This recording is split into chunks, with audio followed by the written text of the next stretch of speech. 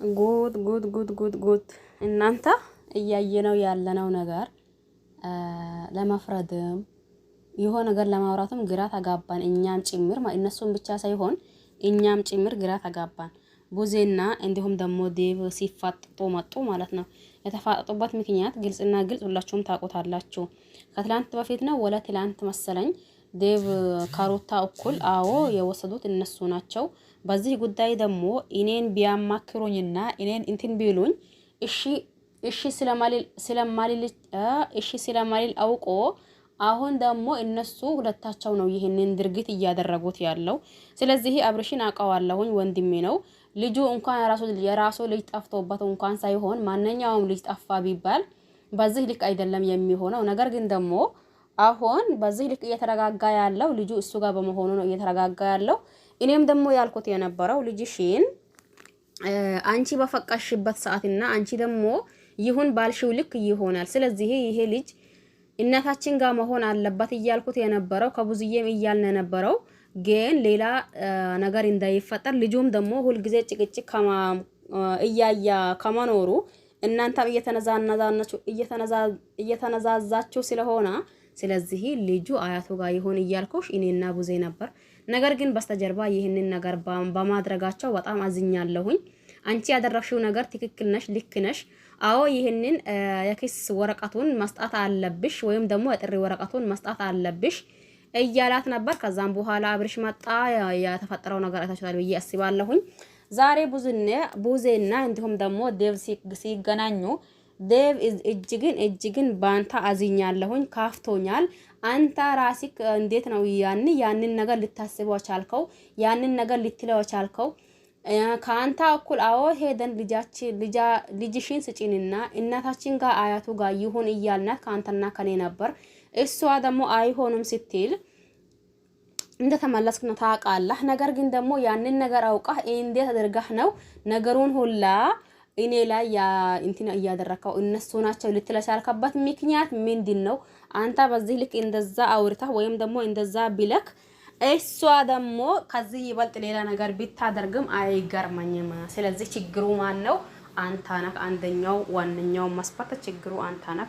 አንተ ደግሞ ይሄንን ነገር ታደርገዋለህም እንደዛም ትላለህም ብዬም አላሰብኩትም ነበር። ነገር ግን ደግሞ እኔ አንተ ላይ አዝኛለሁ እያለች ብዙዬ መጣች ማለት ነው። ሩታ ያደረገችው ነገር ትክክል ናት። ምክንያቱም እሷም እናንተ መጠርጠሯ ልክ ነው። እኔም ደግሞ ያልኩት ነገር የለም። አዎ ያኔ አብረን ሄደን ነበር። ነገር ግን ደግሞ ልጅ ጠፋ ብላ ስትደውልና ስታልቀስ ገብቼ ቪዲዮውን ቼክ ሲያደርግ አብርሽ እየተረጋጋ ስለሆነ አንቺም ደግሞ ምንም አይነት እንትን ስለላሳየሽ ስለሆነ ልጁ ሩታ እንደዛ አድርጋለች ብዬ ሳይሆን ያሰብኩት የነበረው እናንተ ናችሁ ልጁን የወሰዳችሁት ብዬ አስቤ ነበር። ጉድ የጉድ ቀን አይመሽም ነው እንደ ነገሩ። ለማንኛውም ግን ሰላም አለይኩም ብያችኋለሁ። እኔ አላቀም እንደ ነገሩ ሁላ ግርም ድንቅ እያለኝ ሰላምታው ራሱ ብያችሁ ይሁን ወይስ አላልኳችሁም? ለማንኛውም ሰላም አለይኩም ወራህመቱላሂ ወበረካቱሁ። ወድና ተከበራችሁ ቤተሰቦቼ በሙሉ ሀባይብ እንዴት ናችሁ? ደህና ናችሁ ወይ? እኔ ደህና ነኝ አልሐምዱሊላህ። እናንተስ እንዴት ናችሁ? ሁላችሁንም ሰላም ብያለሁኝ። በያላችሁበት ዓለም ዳርቻ የአላህ ሰላም እንዲሁም እዝነት በረከት ርህራሄ ከእናንተ ጋር ይሆንልኝ እያልኩኝ መጥቼላችኋለሁኝ። ሁለተኛ ነው ሰላም አለይኩም ያልኩኝ ወይስ የመጀመሪያ? እኔ እንጃ ረስቼዋለሁኝ። ብያችሁም ከሆነ አህሰን አላልኩም ከሆነ ጥሩ። ለማንኛውም ያው ሰሞኑን የሩታ ልጅ በጠፋበት ምክንያት ብዙዎቻችን ብዙ ነገር ብለን ነበር። ብዙዎቻችንም ደግሞ ገምተን ነበር ማለት ነው። ነገር ግን ደግሞ ሩታ ልጅ የጠፋባት ሰው አትመስልም ያልነው እኛ ትክክለኛ ነን። ገባሽ አይደል? ከኔ ከራሴ ጭምር ማለት ነው። ምክንያቱም አንዲት እናት ልጅዋ ጠፍቶባት ያኔ ምን አይነት ሁኔታ እንደምትሆን ይሄ በጣም መገመት በጣም ቀላል ነው። ስለዚህ እዚህ ጋር ደግሞ ሩታን ስናያት ወይም ደግሞ እያደረገችው ያለው ነገር ሙሉ በሙሉ ማለት ይቻላል እኔ እንጃ አብርሽ እንዳለው እንኳን ልጅ መሰላ ነገር ሳይሆን እንዲሁ ሳይሽ በግራሱ የጠፋብሽ አትመስለኝም።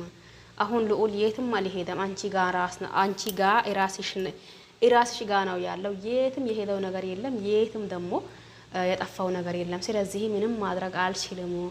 ለኔን ሆን ብለሽ ችግር ውስጥ ለማስገባትና እንዲሁም ደግሞ እኔን ህዝብ ፊት መጥፎ ሰው እንዲባል ወይም ደግሞ ህዝብ እንዲጠላኝ ነው እያደረግሽ ያለሽው ነገር። ስለዚህ ምንም ማድረግ አልችልም። አንቺ የፈለግሽውን አድርጊ። እኔም ደግሞ ያው ችግር የለብኝም መልስ ሰጣባታለሁ ነበር ያለው። በጣም ከባድ ነው በነገራችን ላይ ሩታ ይህንን ነገር በማድረጓ ብዙዎቻችን ሩታ ላይ አዝነናል። ምክንያቱም የሩታ አክስት ማለት ሩታ ያልፈቀደችላት ልጅ ይዛ ትሄዳለች ወይም ደግሞ ሆነ ነገር ታደርጋለች ማለት እጅጉን ከባድ ነገር ነው። ስለዚህ በምንም ተአምር ሆኖ በምንም ውስጥ ሆኖ አንዳንድ ጊዜ ቆም ብሎ ማሰብ ወይም ደግሞ ቆም ብሎ ማያት የሚባል ነገር አለ። ገባቸው አይደል? ምንም ነገር ይሁን ምንም ነገር ይፈጠር ትንሽ ማረጋጋት ትንሽ ደግሞ ነገራቶችን እንትን ማለት ተገቢ ነው ብዬ አስባለሁ። በእርግጥ ያኔ ሩታ ራሷን ጠብቃ ልጇን ይዛ ከልጇ ጠንክራ ብትመጣ እዚህ ጋር ብትሰራ እንዲሁም ደግሞ አብርሽ የት ገባ የት ወጣ ባትል ኖሮ ይሄን ሰዓት ሁላ አብርሽ ራሱ ተመልሶ ሩታ እባክሽን ይቅርታ አድርግልኝ ብሎ ተመልሶ ወደ ሩታ እንደሚሄድ አንዳችንም አንጠራጠርም ነበር። ግን አሁን ነገራቶች ሁላ እንዴት እየሆነ ተገለባብጦሽ እየሆነ ነው። ለማንኛውም እንግዲህ እስቲ የሚመጣው እናያለን። ለዛሬ በቃችኋል። ነገሩ ከባድ ነው የሚላችሁ ቤተሰብ። ለዚህ በአዲስ ሆናችሁ ሰብስክራይብ ማድረግ አትርሱ። ነባር ቤተሰብ ከሆናችሁ ላይክ ሼር አድርጉኝ። እስቲ አዲስ ነገር ሲገኝ ይመጣለሁኝ ማለት ነው። ባይ ባይ።